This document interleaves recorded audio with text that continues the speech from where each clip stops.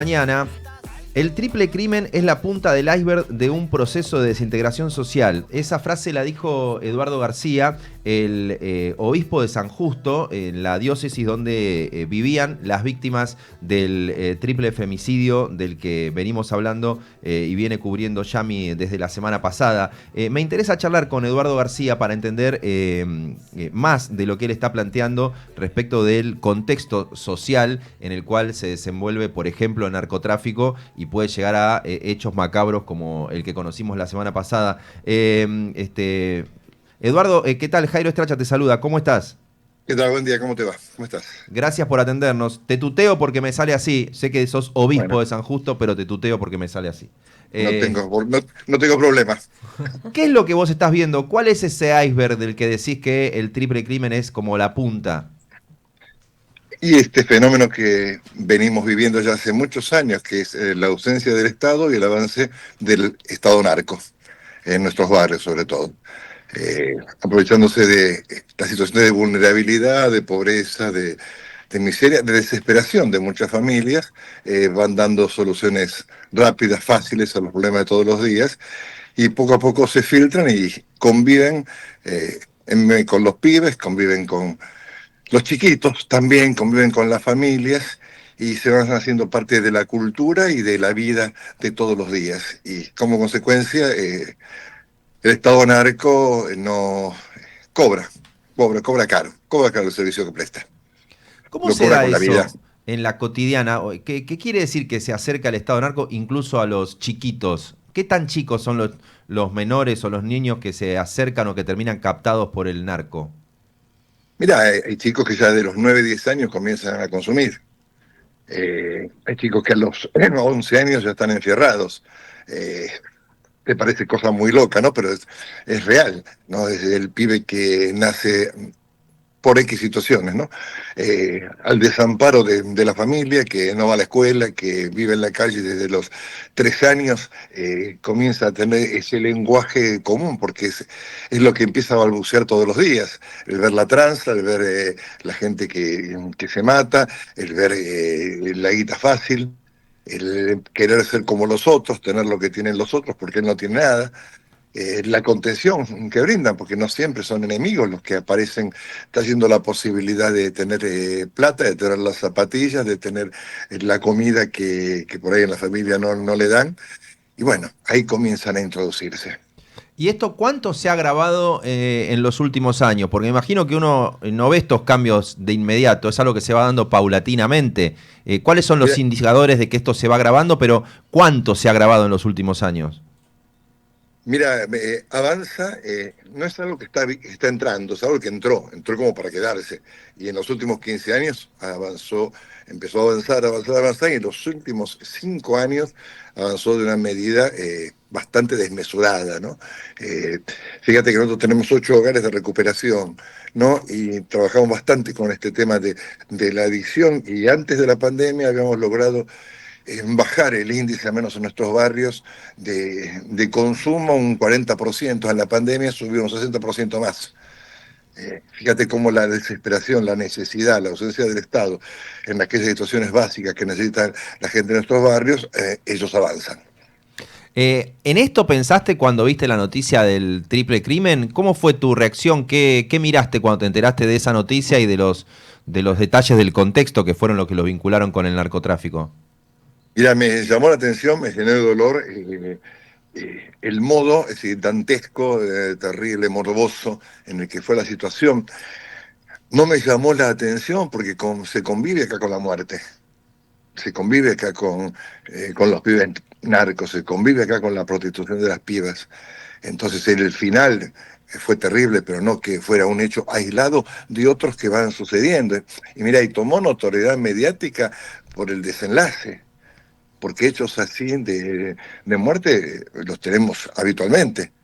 Esto es así de gente que desaparece, de pibes que aparecen muertos porque hay una pelea entre banditas o un ajuste de cuenta, porque no pagaron en tiempo y forma, porque no hicieron el servicio que correspondía, son habituales.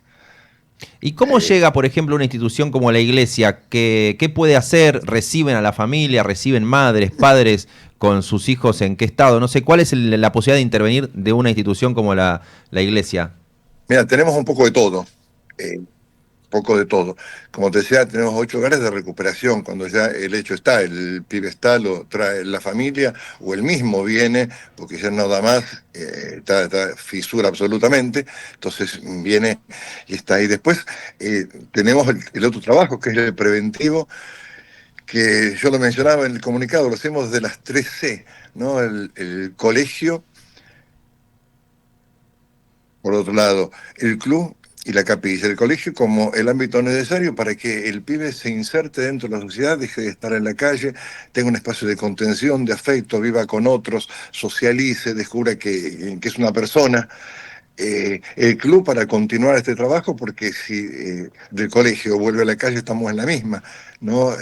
Tiene una pertenencia, tiene una camiseta, se siente alguien, descubre sus habilidades, es querido, y la capilla como para poder continuar todo ese trabajo desde el comedor, desde el afecto, de determinar los deberes, de darle espacio y lugar para que pueda tener cuando termina el club y por ahí no tiene casa donde volver, poder ir haciendo este trabajo de insertar al pibe o insertarlo en la sociedad desde chiquito y que no a los 5 años ya esté deambulando por la calle.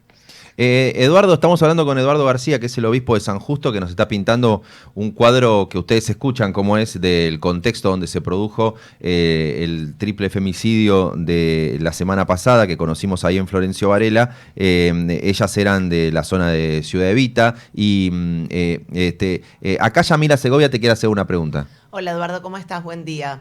Te preguntaba, dado el diagnóstico, tu mirado, todo lo que nos estás contando, pensando hacia adelante, hacia el futuro, digamos, si de repente se han acercado funcionarios, si de repente ves la posibilidad de que el Estado pueda estar un poco más presente, más allá de esta secuencia de estos días, digo, a futuro, ¿cómo ves vos de acá para adelante la situación?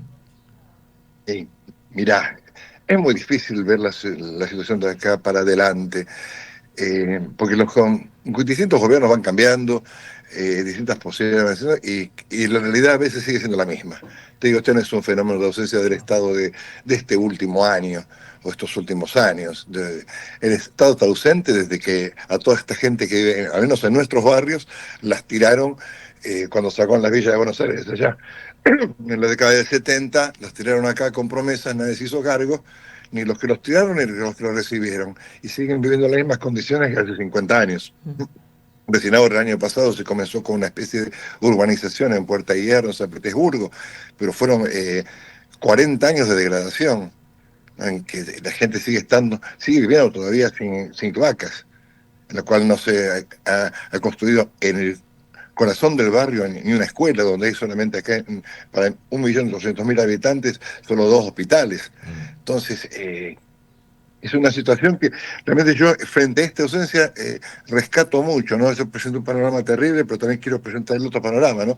La comunidad organizada que se pone al hombro la situación y labura, y no le afloja, ¿no? Y así como hay gente que realmente que está en un contexto malo y por X situaciones, ¿no? Yo no culpabilizo a nadie, sino que a veces la vida te va llevando, no tenés opciones, o si las tenés, no las tenés a la mano, no sabés cómo descubrirlas, ¿no? Pero la otra gente que ve esto no mira por otro lado, sino que labura, ponerse al hombro el comedor, ayudando en los hogares de recuperación o haciendo la comida para... En nuestra escuela, tenemos una escuela nosotros, cuota cero, obviamente no nos dan para la comida, ¿no? Y buscando los recursos y cocinando para que los pibes puedan almorzar y puedan merendar. Entonces yo creo que la comunidad, cuando se organiza, ve la necesidad y tiene que más o menos la vaya guiando, se hace cargo de esto, y eso realmente es lo que nos da esperanza. Eduardo, por último, de mi parte, cuando vos escuchás la discusión política o a los dirigentes políticos acercarse a este hecho, por ejemplo, o a temas como el narcotráfico en la provincia de Buenos Aires, vas a escuchar los que están en el gobierno nacional decir, bueno, la provincia y el municipio lo gobierna el peronismo, y a la provincia y el municipio vas a escuchar decir, bueno, la nación se está corriendo, entonces está la Libertad Avanza sacando el Estado de los barrios donde está entrando el narcotráfico. Vas a escuchar, digamos, acusaciones cruzadas escuchás desde el mundo de la política en este contexto. Me interesa a vos, ¿qué escuchás cuando escuchás a los políticos de distinto palo hacer este tipo o de deslinde de responsabilidades o de acusaciones o de mensajes? Es que se sacan el tema de encima. Fíjate, algo más macro. En todas las campañas, ¿no? Ahora que están apareciendo los spots cada 3 minutos, o cuando aparecen, ¿vos viste en alguna plataforma algo sobre este tema del narcotráfico que realmente es una emergencia nacional? Nadie habla del tema. Si se habla ahora cuando aparece esta situación, pero no se habla del tema, no se piensa en una política nacional, porque no es un tema de San Justo, de Ciudad Evita. Si lo tenemos en el norte, que es un pasillo, lo tenemos en Rosario, y no podemos tranquilizarnos con decir, bueno, este año o este mes hubo 30 muertos menos. A ver, estamos poniendo un parche. Y no estamos yendo al fondo de la cuestión. Habría que hacer un análisis profundo. ¿Por qué no vamos al fondo de la cuestión? Porque esto implica mucha plata. Acá hablaban de la noticia así, los $300 o los 50.000, no me acuerdo cuánto, que decían que habían robado, pero eso es un vueltito. Acá estamos hablando de millones y millones de dólares que están circulando en la calle y en nuestro país durante todo el día y toda la semana y a lo largo del mes. Entonces, es algo de política nacional, de emergencia nacional, porque estamos atrofiando el futuro de una generación y de varias generaciones, porque aquellos que se recuperan de la droga, a veces no se recuperan para la sociedad, porque ya quedaron mal, ya están deteriorados. Y no es un fenómeno de los barrios, a ver, es un fenómeno de toda la sociedad, porque en las clases con más poder adquisitivo también están atravesadas por este problema. Claro. Lo único que cambia, ¿sabes qué es? Es la sustancia. Sí. Acá, bueno, se empiezan a falopear con ibuprofeno, bicarbonato, azúcar por vidrio, y quizás en otro lugar tiene una sustancia un poco más refinada. Pero el problema está metido dentro de la sociedad. Entonces, si no lo vemos como algo nacional que está atravesando toda nuestra realidad, estamos esquivando el problema real. ¿El consumo empieza con ibuprofeno? Dentro de sus variantes, en una mezcla. Uh-huh. Después sí, después vas al clonazepam, después vas mezclando otras cositas, pero empezamos con bicarbonato, ibuprofeno, azúcar. Acá Débora Dureta le quiere hacer una pregunta. ¿Qué tal, Eduardo? Hablabas de la falta de política a nivel nacional sobre este tema, es cierto, ningún candidato habla básicamente del tema. Si crees que es por desidia, desinterés o porque está involucrada la clase política en este tema. Mira, no sabría decirlo, pero no lo descartaría. No lo sé a ciencia cierta, pero uno viendo, y ahí me meto en la fantasía, en la ciencia ficción, ¿no? Uh-huh. Uno viendo todas las series que tratan este tema de otros países, ves cómo están enganchados de una u otra manera. No me extrañaría, no lo puedo afirmar, y tampoco lo afirmo, pero es mucha la plata que corre. Y aparte, creo esto, ¿no? Nada sucede sin que se sepa o sin que alguien mire para otro lado. Eduardo, por último, vos sos obispo, o sea, no te voy a decir que obviamente crees en Dios, pero me imagino que siendo un hombre de fe, vos rezás, pedís para que esto mejore. ¿Hasta dónde aguanta la fe? O sea, ¿cuánto más le podés pedir? Me imagino que le pedís a Dios. Yo le pido la fe para mi gente, para que siga laburando y no afloje en luchar contra este enemigo. Eso es lo que le pido a Dios. No le pido un milagro. Le pido que tomemos conciencia y le pido que haya gente buena como la que hay, que siga laburando en contra de este enemigo que nos está atravesando todos. Eduardo García, obispo de San Justo, charlando del contexto en el cual se terminó dando el triple femicidio la semana pasada. Muchísimas gracias por esta conversación y estamos en contacto. Gracias a ustedes por llamar.